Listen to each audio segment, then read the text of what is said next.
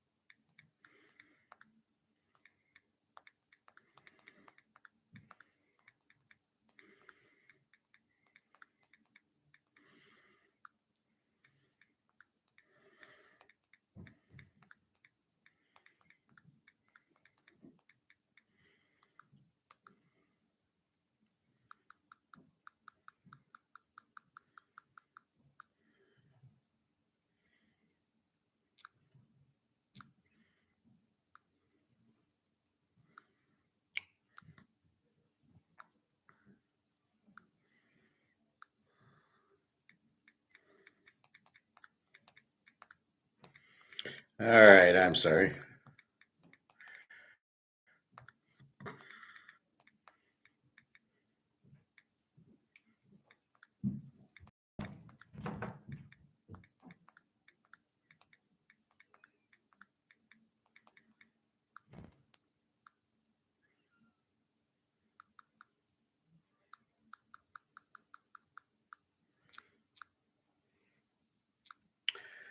All right, so let's look at our wonderful world of fake comex, fake paper, the Madoff Ponzi scheme, except for this one actually goes down. So let's look at comex. What's it doing? 29.20 for China, and everything's fine. And then 8 o'clock goes from 29.14 to 28.92. And okay, and then boom, the US comes in at 10. Instead of going down, it goes up to 29.14. What the fuck's going on? So, what we understand is when this market, excuse me, what we understand is at 10 o'clock, at 9:45, if this is going up, the US shorts it.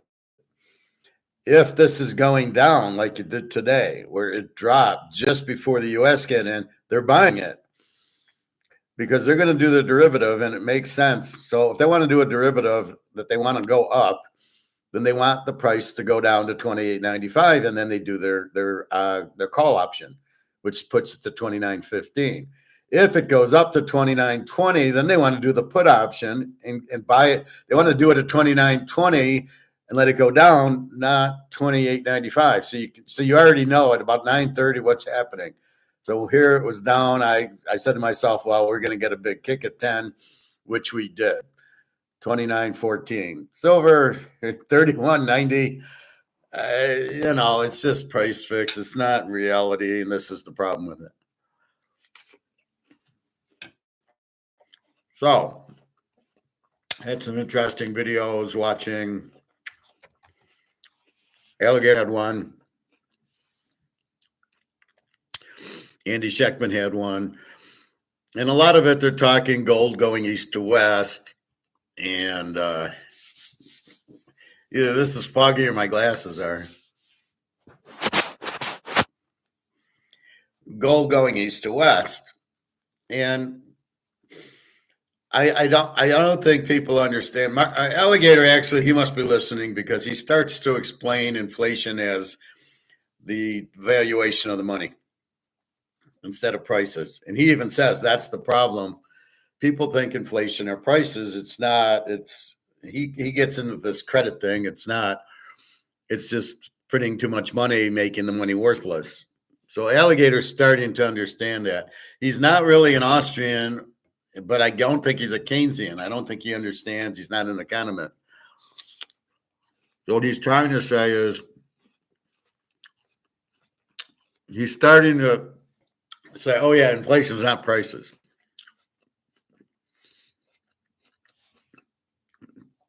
And I think Andy Scheckman's starting to listen to me and get that too.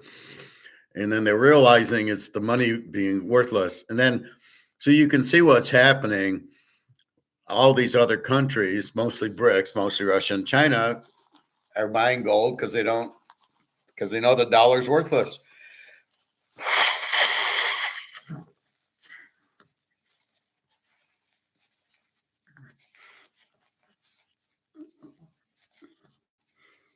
So if you understand that, excuse me, if you understand that key concept, you just keep buying gold. There is no pullback in gold because this isn't pullback. This is derivatives. This is all option. The standing for delivery. Now I got a little clearer view of it. Standing for delivery is mostly the central banks who stand for delivery on COMEX, not me and you. Me and you aren't going to stand for delivery on COMEX. I think the amount you need to buy is, probably $1 million. Nor do we. What's the other one? So the standing for delivery. There was some other thing. And then all these COMEX, LBMA, and everything being out of gold. That it's all central banks. The U.S. is buying gold because they got to pay off their derivatives, and that's really the point. So if the U.S. is getting gold in, it's because they got these derivatives. They gotta send delivery on. There was another point, but I don't. It jumped out of my head. Anyway, so basically, these derivatives are central banks, or J.P. Morgan, Goldman Sachs doing it, and then there's got to be somebody on the other side to buy it. So if they do an option, there's somebody buying the option. What used to happen is it just used to switch between New York and London. They would one would sell, one would buy, nobody would take delivery, and that's how they made money. Because the option won't expire as long as there's a buyer.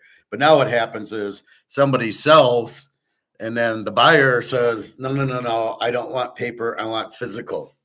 And that's what's changed, is they want the physical gold, not the paper gold. So it used to be a lot of credit, a lot of IOUs, a lot of like a bond. You buy the bond, it's an IOU. I'll pay you in 5 years. I'll give you 2% for 5 years. So now what's happening with COMEX and LBMA, which is what's breaking COMEX, is they want delivery.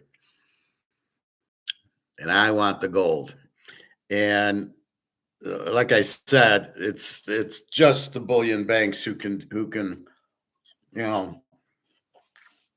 the central banks are the ones who I want delivered. Russia, China. And that's what's killing COMEX. So we see it in gold. We don't see it in silver yet. Are they not standing delivery in silver? I think they are, because it's not Basel III and Tier 1. Silver, I owe you. They give you the paper silver. Here, I owe you a ton of silver. I'm going to pay you, but I owe you. And I think that's what's happening, is eventually that's going to cave in. The people are going to want to take the full delivery of the silver, and then we'll start seeing the silver price go up. Right now, the bullion banks, with their stupid derivatives going the wrong way, can't let the price go up too much before they owe trillions of dollars, because they have to settle, and it's 25,000 tons of silver they have to come up with. And that's what's happening. So that's kind of what he was mostly saying. Recognizing China and Russia and BRICS basically have everything, and basically the West is falling apart because our currency's basically worth shit. He keeps calling it credit, but it's really money. Who owns it? I mean, I don't get that part of it, because here I have a dollar. I have the dollar. I go to the grocery store. I pay for here's your dollar. I don't really get the concept of that. I have the dollar. What kind of credit is it? Doesn't make sense. So that's what him and Andy Sackman, Andy's on all these shows saying the same thing. He's starting to talk clear after I made that comment about him talking to be heard instead of actually saying something. So now he's actually trying to say something, right? So I'm fixing these guys.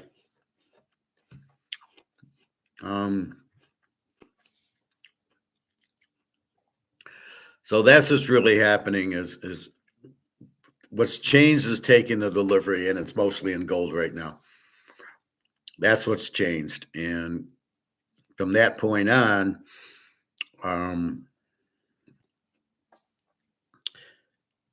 comex will go away.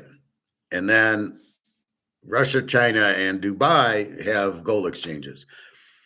And we still need it at free market. We still need it. I want to sell you Montana, you buy it. And we figure out the price. And that's really what needs to happen with gold. Somebody's selling, somebody buying. The problem is me and you buy a few ounces, where the central banks are buying a ton. These 400-ounce bars. Well, we're not buying that. I don't have the money for that. I have the money to buy an ounce here and a half ounce there and a quarter ounce and another ounce and 20 ounces of silver. I have that money, but I don't have, billions of dollars or millions of dollars. If I did, then I would be buying bars. Sort of like what Profit's doing with getting 10, 20, 30 bars of 1 kilo gold at 100,000 each, versus me and you buying an ounce here and an ounce there. But we're all seeing that everybody's standing for delivery, that there just isn't enough supply. There isn't. There's only 200,000 tons of gold, of which it's all gone. What you see at the stores when me and you go to the stores, somebody else came in and sold it. That's what we see. We do not see anything else. Let's see if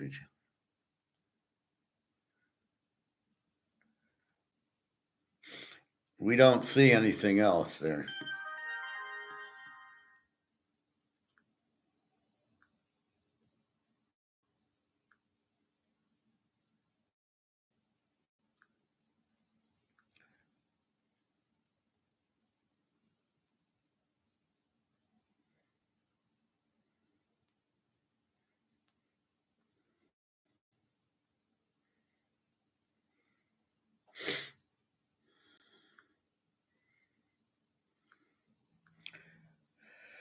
So anyway, there's one guy. So here's a perfect example of bullshit, right?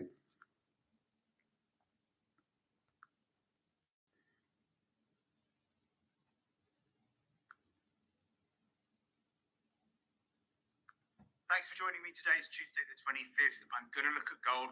There are some really important. So here's a guy, and he says, gold analysis, big crash.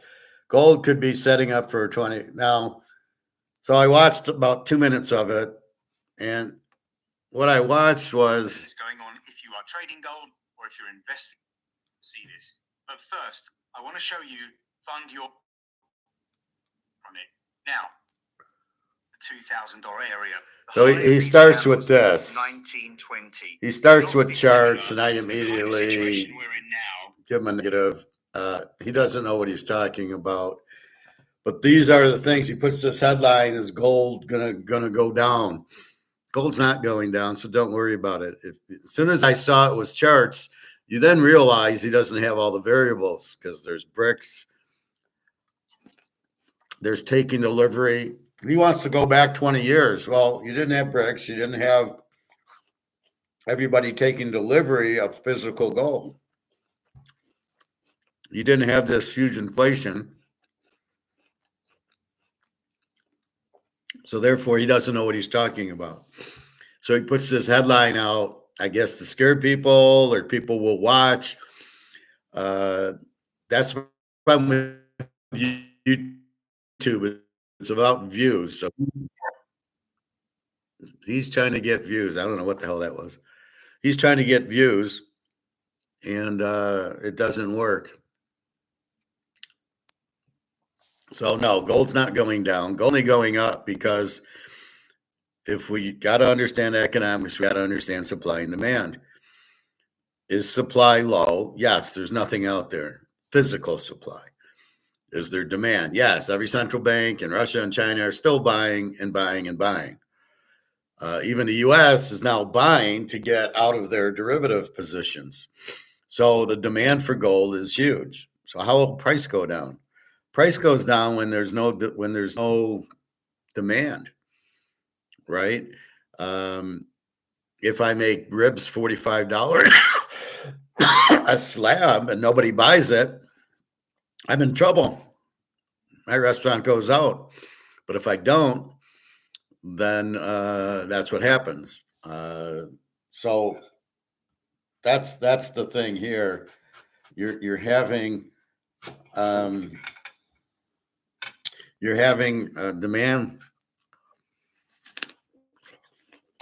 You're having huge demand. Physical supply's gone. Why would price go down? Then he shows, well, look, it's gone to 29. It was 29.50 and then goes down 20. That's because they're playing around with derivatives. It's not because there's no demand. So when these guys do charts on a price fixed commodity based on derivatives and options, not on free market supply demand, this is why they're full of shit, basically. And that's what we have. They're not real. There's no way gold tried to go down. It was 26 something and then boom, 28, and then 29 went down to 28 and right back up because the demand's there. They're going to keep buying because you must understand, if you really understand in economics, where you understand this has been printed to death, and if this gets printed to death, it's worthless. So once we understand this is worthless, your only options gold and silver. So why would it go down? Who is selling it? And this is the fact these guys don't get. A guy like this doesn't understand. Nobody's arbitraging it. Nobody is profit taking because this is not a stock. This is money, and you're not buying it to sell. Right? What are you going to get into? Oh, I'm going to sell 10 ounces of gold, or in my case, or a ton of gold, and I'm going to sell the ton of gold, but then I got to get back into this. I don't want to get back into this. That's why central banks are dumping their dollars, as is China, Russia, because they want to be in gold. Well, I don't know how much Russia has because of that, but they're dumping it to get out of paper and into gold, but they're not going to get out of the gold, right? So if your whole point of dumping the paper to get into the gold means you're not dumping gold to get into paper, why would you? So that's the real thing. That's what doesn't make sense. Profit taking or this. So why would gold go down? He's showing you a graph that doesn't have all the variables, and he doesn't understand half the variables. That's why you can't look at charts. That's why I say technical analysis cannot work in a price fixed economy because you don't have all the variables, right? BRICS has been there the last few years. So before that, you can't look at the chart. And then you've got all these, everybody taking delivery, which is not there. And again, you're looking at something that's price fixed on derivatives. You're not looking at a physical market price fix, which is what happens. All right.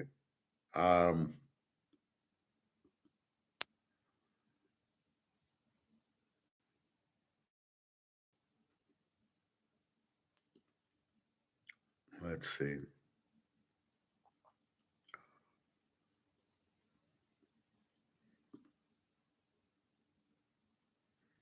So Alligator did this one on Russian gold. Like I said, he's basically the everything's going east to China, BRICS, Russia.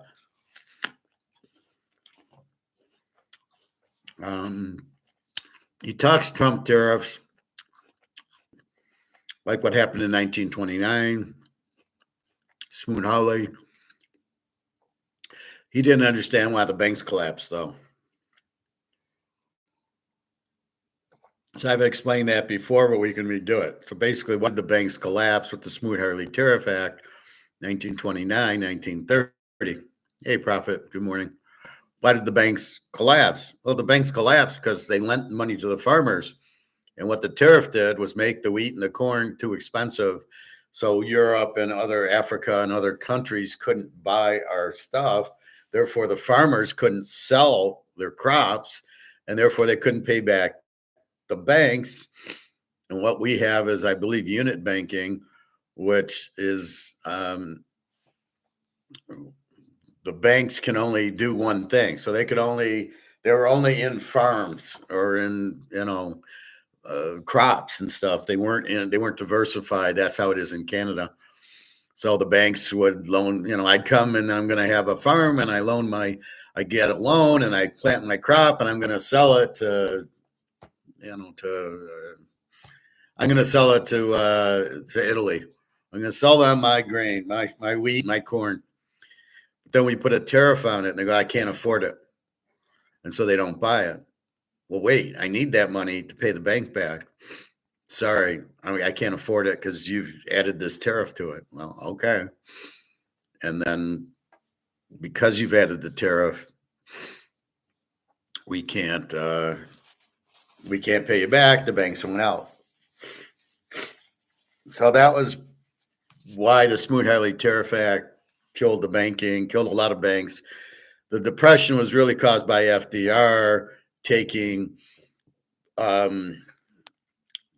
socializing everything. Oh, we'll have Social Security and we'll build dams, and it was all government spending because Keynes was his finance guy.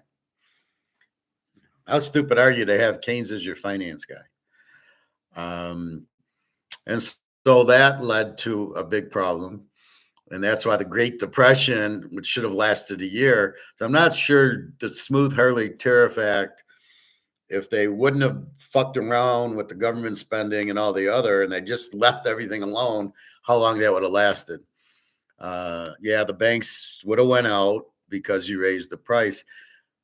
And again, I don't know. The 20s were fine. They were a very successful time in the U.S. So really, I was reading like who benefited in the 1929 stock market crash. There was like 5 guys who shorted it, which makes you wonder, so this was fixed. These 5 people, one of them was Joseph Kennedy, JFK's father, knew this was going to happen and they shorted it, I believe. I believe they knew it was going to happen. So if they know it's going to happen, and they short it, and they make millions of dollars in 1930, makes you wonder how they knew. Everybody else panicked because they didn't know what they're doing. And I think that's what everybody jumping in Apple and everybody jumping in Bitcoin is. They really don't know what it is, but that's what they do. Oh, it's making money. I'm going to jump in. I was watching Madoff again. I like watching that to go to sleep too. And the same thing with Madoff. Why did people get in? Because their friends were making money at it. They didn't know what was going on, but they trusted their friends knew what was going on. And their friends didn't know what was going on. They got in it because their friends or their father was in it. So it was a big Ponzi scheme. And that's how he got more people, was just simply, your uncle's making money at it. Oh, you're in Madoff. Oh, okay, I'll get in Madoff. And that's the only thing Madoff, which I'm surprised didn't just end it. Like, he could probably see the housing market happening. He was a Wall Street guy. He was an accountant, I guess, but not an economist. So should he have seen the housing market collapse? Well, you could see it in 1997 when they were letting anybody get a mortgage. Well, if people who aren't qualified to pay back the mortgage, you're giving a mortgage to, so bad credit, then if that's what you're doing, why would you be surprised when it started crashing, when interest rates started going up and they couldn't afford it? So that I knew in 1997 there was going to be problems because, again, you got away from the market. Clinton was the one that said that, and he got away from the market. Just if you would, this is why it's the invisible hand. Keep the freaking government the hell out of everything. If you just leave everything to the market, you'll never have these collapses, these bank failures. You'll never have inflation. You'll never have these depressions and recessions. If you leave it to the market, it's when government steps in, they fuck everything up. Since 1913, they've been fucking everything up, right? Wars and depressions. So, okay,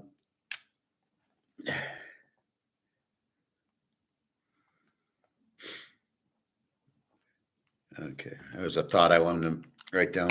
So they fucked it up because they didn't, because they get involved. Oh, we'll let why are you telling banks what to do? Why are you telling banks that you have to take?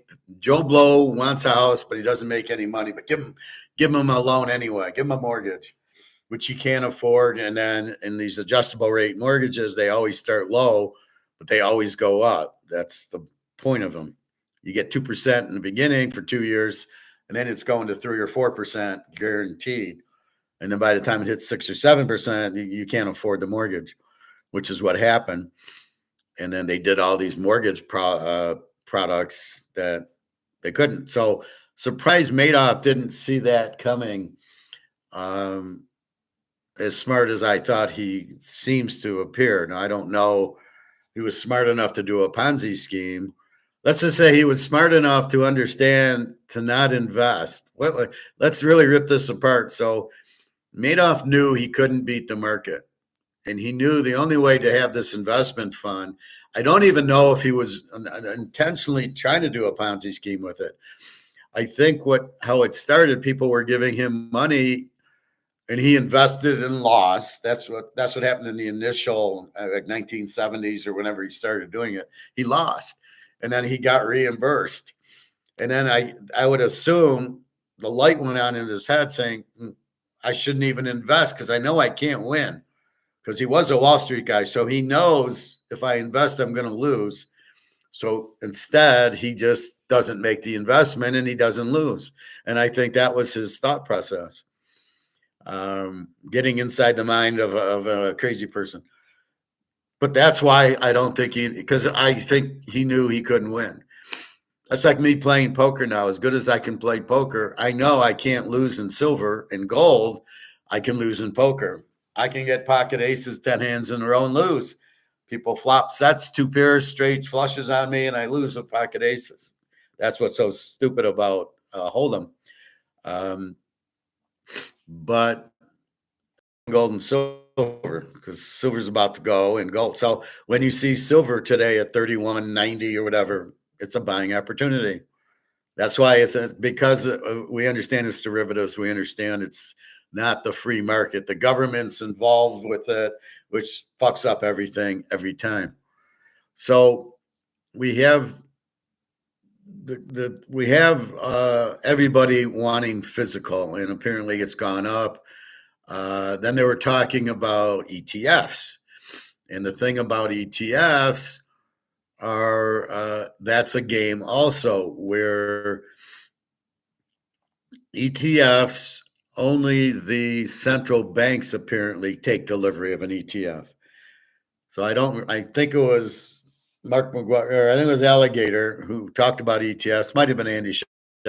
I can find it. And basically what they said is, well, we don't take delivery. I think it was Alligator. He says, you don't take delivery of ETF. Like an ETF is more for, gold's at 2,600.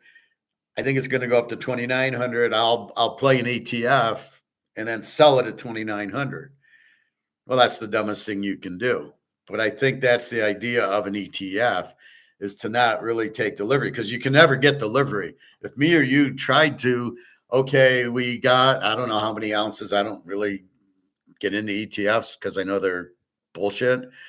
But if you said, okay, gold went up to 2,900, I want my 100 ounces. They're not going to give it to you. They will only give it to a central bank or somebody who, some big player. They're not going to give it. 99% of the people in ETFs will never get the physical gold. They'll never give it to you because they don't have it. That's the Ponzi scheme. So there's a little bit of gold in the ETF, but not for you. You'll never get delivery. And so what Andy's saying is, don't worry about getting your gold confiscated. The government coming and saying, I want your gold. He says they'll just take the gold in the ETFs, not your gold, because they can just go into GLD and SLV and say, give me your gold. And there's tons of it there, right? With me and you, he don't know who owns it, and they're going to run to everybody's house. So that is the one key, and that's the difference between 1930 and now that nobody talks about. There was no ETFs in 1930. Everybody owned gold, right? Because in the 1800s, from 1879 to 1913, everybody owned gold because that's how the U.S., they didn't have this paper crap. They had gold-backed currency. So everybody owned gold or gold-backed currency coming out of the Old West or the Wild West or the 49ers.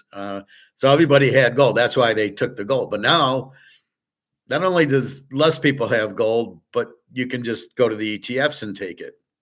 You don't have to go to the people. The other thing with the ETFs, the other thing is now they really didn't have stocks and everything in 1913 or 1930. Everybody had lost all their money in the stock market, so there wasn't. Now everybody's got their 401ks and pensions and stocks, and but they're all paper, so they can't really get it. So people aren't in gold like they were in the 1930s, coming off of the 1870 to 1913. Everybody owns gold because we're on the gold standard. That's what's changed. So I would not worry about 1933 when FDR confiscated it. Again, he had a Keynesian and Keynes himself as his treasury guy. And this is the problem. So I don't see that being, because who has gold? Oh, no, I'm in a 401k. No, I don't have this. So they don't think anybody has gold except for these ETFs. So if you're the government looking for money, looking for gold, you're going to go to the ETF and you get it all in GLD. I'll check how much gold is in GLD. Probably not too much, but again, it's a scam where they're trying to sell 20 Montana cars, but I really own one. And my ETF is Joe Montana ETF. And you buy into mine, and yes, it's based on the physical Joe Montana card. And I start doing 2,000 to 1. So 2,000 people think they have this card. That's an ETF, Ponzi scheme, total bullshit. Stay out of it. Like I said, it's kind of like a stock for the comex value of gold. So when gold's 29.15, that's the stock. If you were to buy Newmont Mining, it's whatever the stock's worth, right? It's not what gold's worth, it's what the stock's worth. Where the ETF is kind of going off of the comex fixed price of gold. So therefore, you're kind of playing the gold market. We play it with physical, right? So what do? I go buy an ounce for $3,000, and now it's, I bought it at 2, now it's 3. All right, I made $1,000 an ounce. And that's kind of what they've got you brainwashed into thinking is I'll take the ETF to do that. But the ETF resets and there's all these fees and you don't get anything of what you think you're getting versus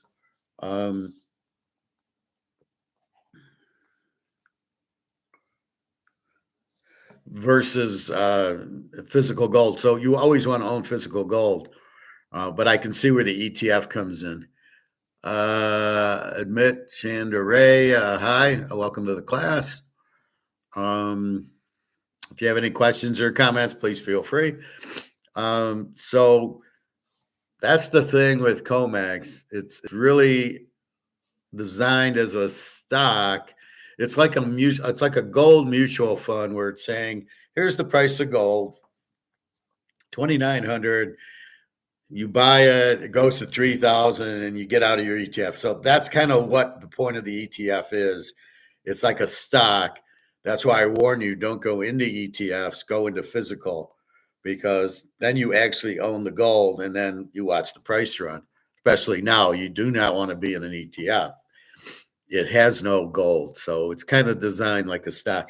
Now, the problem with gold stocks, I know how some people want to buy the gold and the silver stocks like Luke, they don't have any gold in them, especially silver. I would not buy a silver company because they don't have any. Germany, um, Russia and China and India and probably Germany and France are going right to the mine saying, "Give me your inventory." So they're buying 2,000 tons from Newmont Mining of their silver. So when the silver price goes up, do you think the mine's going to go up? No, because they're taking the inventory. They won't have any inventory, and they're doing it in gold if they even have any gold inventory left. So you think, when the gold price goes up, their inventory will go up. What you're missing is they don't have any inventory. So therefore, they're not going to be able to do anything with it, right? How is the price of the stock going to go up when there is no inventory to do the financials with?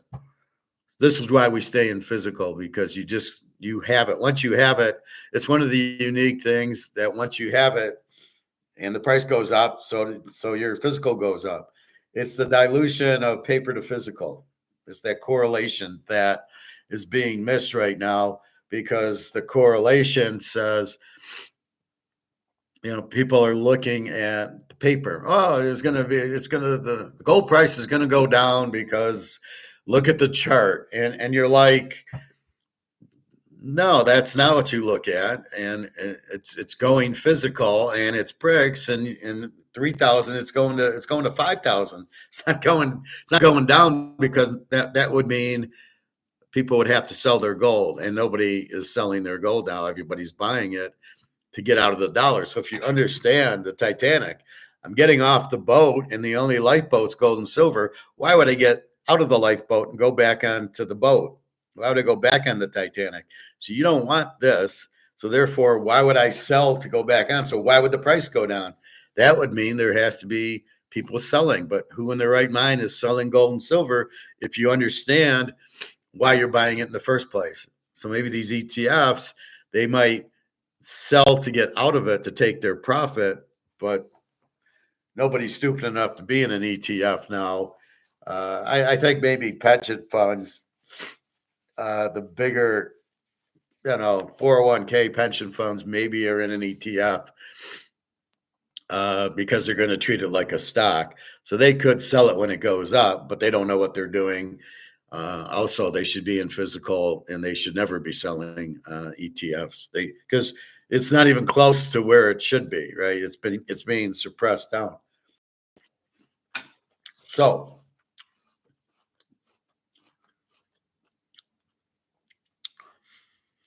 one thing I watched yesterday, which I thought was very good, is England Gold.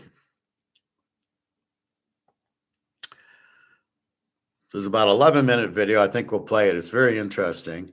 Fort Knox and secret World War II British gold.